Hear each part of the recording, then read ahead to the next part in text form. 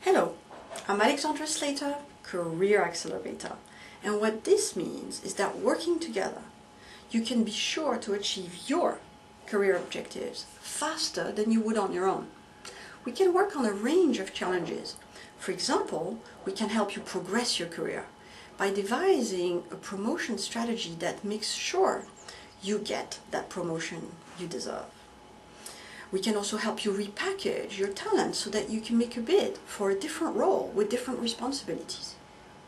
Of course, we can also support you right here, right now, in your current role by helping you develop, refine, polish core skills such as communication, presentation, influencing, conflict, team management, and even leadership presence. And finally, last but certainly not least, if you've taken a career break, we can help you make a successful return to the workforce. Or if you'd like to make a career shift, change industry, we can help you to redefine success and embrace that new career that you're longing for. The point is that no matter what your aspiration, working together, we will make sure that you achieve it in a time and cost-efficient way. Welcome to chapter number 2 of my little series of just 2 tutorials on change at work. In the first installment, we looked at your experience of change and how you can possibly manage change for yourself even better than you do today. So many of us feel that change is a disruption. Some of us can be downright upset about it, but most of us feel uncomfortable. And so in that tutorial, I shared with you a very short model called VEER to help you shift gracefully, to help you accompany change, and to see how you can embrace change, make it work for you, contribute to it, participate, and benefit. If you missed that little tutorial, the URL is appearing at the bottom of the screen right now. But in this second installment, now we're talking about leading change. So if you're good at handling change for yourself, how about helping others? How about supporting others when change comes your way? Indeed, you could be a line manager who often has to integrate change initiatives into your team's remit, and you have to support your team members adapt to the change, and you have to get some of them possibly to contribute. And so this tutorial is for you. In it, we're going to look at how you can be a change agent, a change champion, hey, a change role model. And in order to give you both food for thought and practical tips around how to lead change, I've put together for you a little model again. This one is called SHIFT. 5 steps, 5 letters. Here goes. The first step, S, which stands for situation. Indeed, as I've just noted, on average, most people will not react positively to change. So it's going to be important to address their need to understand the change and to offer rational and indeed to make the case for change and win hearts and minds. Now, in making your case for change, I want to suggest to you that the question that's most important is not what is the change, and it's not even why do we need the change. It is why do we need the change now. What I've observed, you see, is that most people are perfectly able to understand what the change is, and then if there are benefits, they're perfectly able to comprehend those and to say, yes, indeed, I see that it would be good to make that change. But where they really struggle is about the timing. Because change is disruptive and most people will feel like, I'm very busy, can we not do the change a bit later, at a more opportune time? So the most resistance that I've noticed around change is around the timing.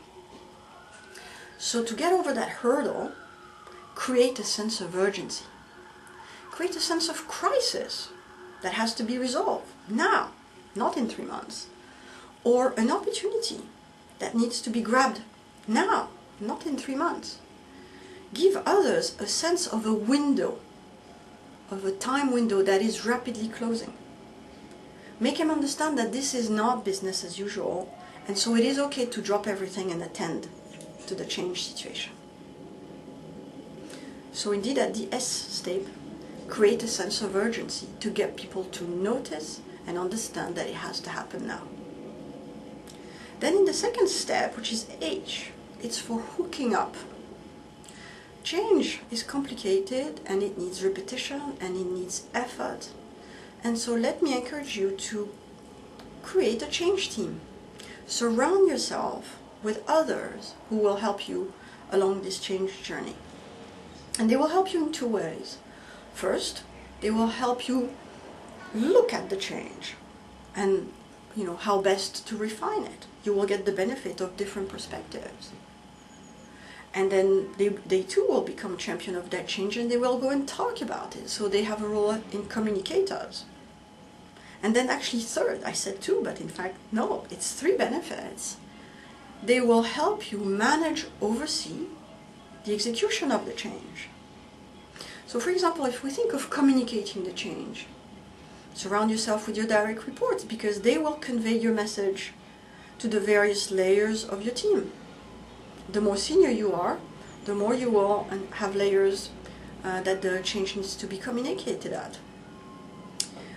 If you think of communicating the change not deeply but rather widely, there you need others to serve as ambassadors for your message of change with constituencies, part of the population that you yourself are not very visible with. You need for the change to reach far and wide, and others can help you do that. So let me encourage when you create your change team to, of course, maybe surround yourself with your direct reports, but not just. Pick people who have constituencies that that they have power with, influence over. People who have different skills from you and therefore will bring to both the articulation of change and the rolling out of change different skills than those that you have. So this is your change team with which you're hooking up at the second stage. Step 3, I, is for inspire. And indeed, inspire with a vision. Vision is one of the most often uttered words when it comes to change. And in fact, you could actually be saying to me, well, hang on, Alexandra, why are you talking about the vision so late in the process? Well, that's because, you see, if you haven't created a sense of urgency, people will not be willing to listen. They don't have a sense that there's a crisis to resolve, that there's an opportunity to seize. And so they will be very tempted to just focus on their daily, tasks. And your change message will peter out. It will go to waste. Your passion will go to waste. All your good ideas will go to waste. So by creating that sense of urgency, you're creating for yourself a platform that will guarantee that your vision of change is welcome. And why does it not come straight away after the sense of urgency? Well, because again, with your change team, you are harnessing some skills that will make sure that both in terms of what the vision is and then how it's communicated, it's more than just you.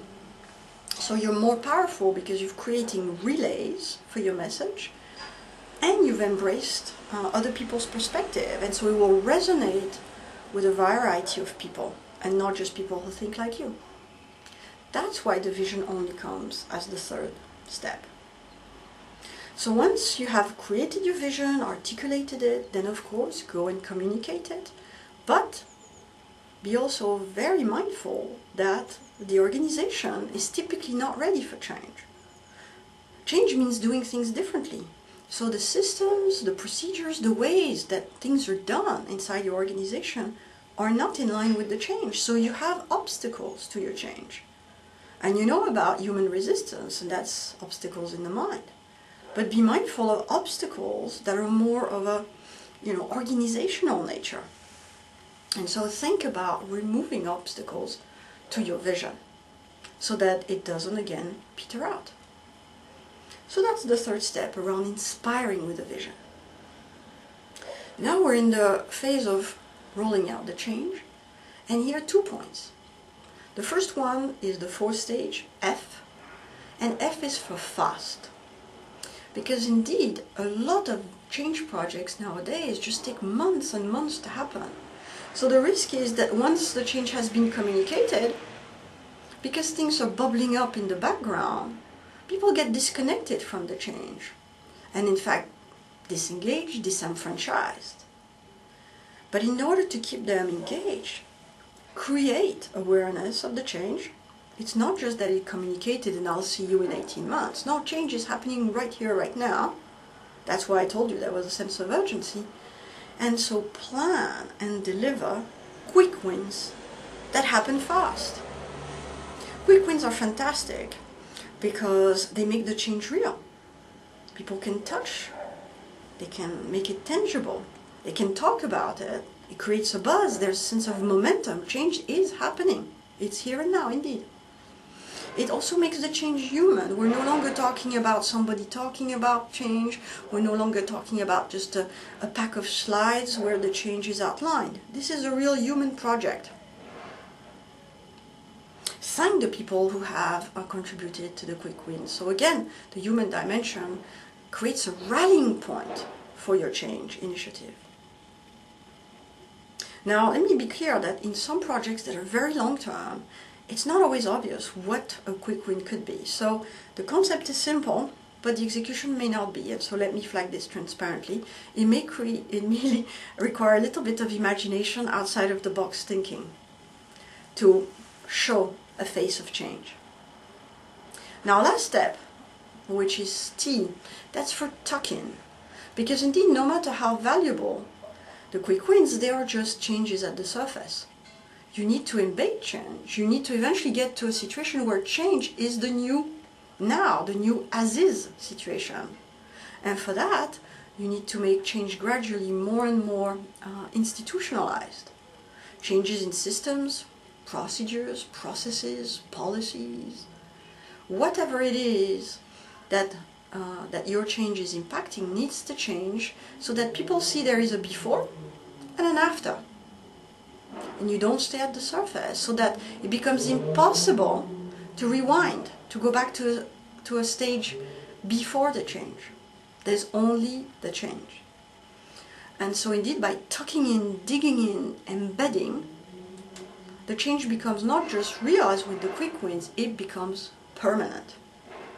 And that process of embedding change also, of course, allows you to track and monitor change to make sure you are on the right path, the right pace, and that you're getting things done as you thought you wanted. So it's also practical in that way to embed change.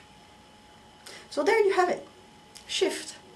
5 very simple steps to lead others through change, to create a sense of urgency that gets them to listen, to surround yourself with a change team that's going to help you both define change and execute it. And then a vision that you share with others that they can buy into readily, that speaks to their interest and to what they need to hear in order to buy into change. And then rolling out quick wins fast, but also making sure that you tuck in by embedding change gradually but steadily. So what did you think? If you are indeed someone who is constantly, or regularly at least, in charge of rolling out change, what do you think of this approach? What do you do now? What works well now, or what do you find more challenging? I'd love to hear from you. And so my email address is appearing at the bottom of the screen if you're interested to chat with me about that. Or there are comment boxes below this video to share with others. Let me invite you to comment. In any event, many thanks, as ever, for listening, and I hope this was useful. I will look forward to seeing you very soon. Until then, take very good care, and thanks again. Bye-bye.